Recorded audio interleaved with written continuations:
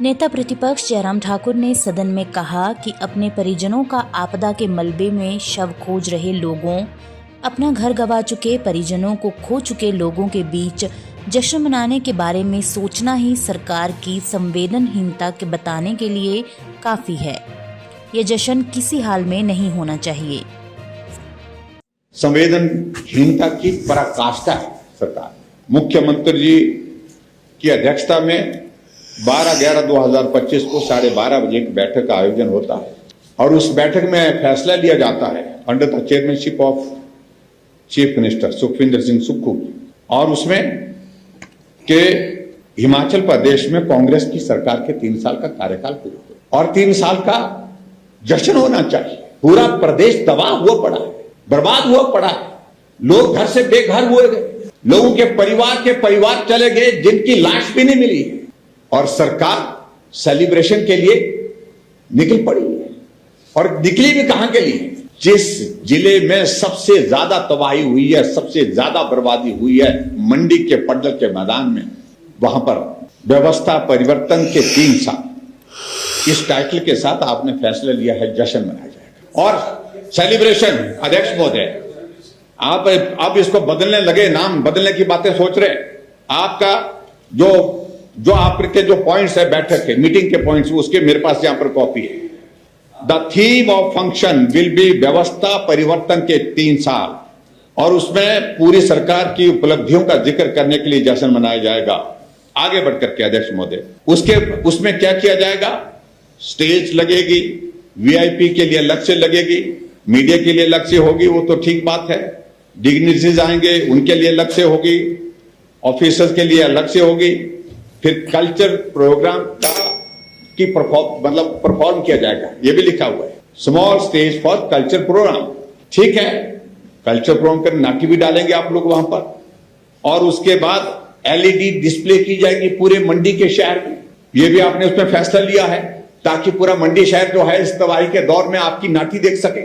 और उसके बाद अध्यक्ष महोदय, आगे बढ़कर के तो हैरानी और भी ज्यादा है, जो सबसे बड़ी चिंता का विषय है, जो ट्रांसपोर्टेशन जो है वो सारे डिपार्टमेंट अपने अपने डिपार्टमेंट के जो बेनिफिशरीज हैं वो उनको लाने का जिम्मा जो है वो ट्रांसपोर्टेशन का जो है वो उन डिपार्टमेंट को दिया गया। लोगों को बसें नहीं मिल पा रही है, लेकिन सारी बसों को सस्पेंड करके उस दिन जो है वो डिपार्टमेंट वाले उन बसों में लोगों को लाएंगे। और फूड पैकेट्स, ड्रिंकिंग वाटर, इसका इंतजाम किया जाएगा। और उसके बाद आगे बढ़कर लिखा है expenses on food packets, water bottle will be borne by revenue department disaster management। इससे बड़ा शर्मिंदगी का कोई मेरे पास लफ्ज नहीं है, मेरे पास शब्द नहीं। अध्यक्ष महोदय, आपदा प्रभावित लोगों के लिए पैसा नहीं है। सड़कें टूटी हैं तो टूटी हैं, पानी की स्कीमें टूटी हैं तो टूटी हैं, बिजली की सप्लाई टूटी है तो टूटी है, घर बह करके चले गए हैं तो चले गए हैं। लेकिन उसके बावजूद इस फंक्शन में जो है, इस सेलिब्रेशन में जो खर्चे किए जाएंगे वो रेवेन्यू डिपार्टमेंट द्वारा बियर किए जाएंगे।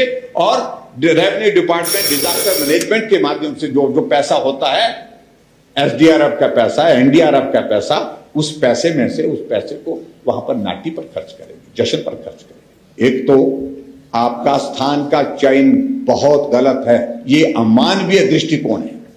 अध्यक्ष महोदय, जहां मातम पड़ा है वहां पर आप नाटी डालने जा रहे हैं, जहां तबाही हुई है, बर्बादी हुई है, वहां जश्न मनाने जा रहे हैं। Conclude please. इसलिए एक तो मेरा माननीय मुख्यमंत्री जी से निवेदन है इस बात के लिए, कंक्लूड प्लीज, कि थोड़ी सी भी अगर मानवीय दृष्टिकोण की गुंजाइश बची है सरकार में, इस कार्यक्रम को स्थगित करें, इस कार्यक्रम का वेन्यू शिफ्ट करें।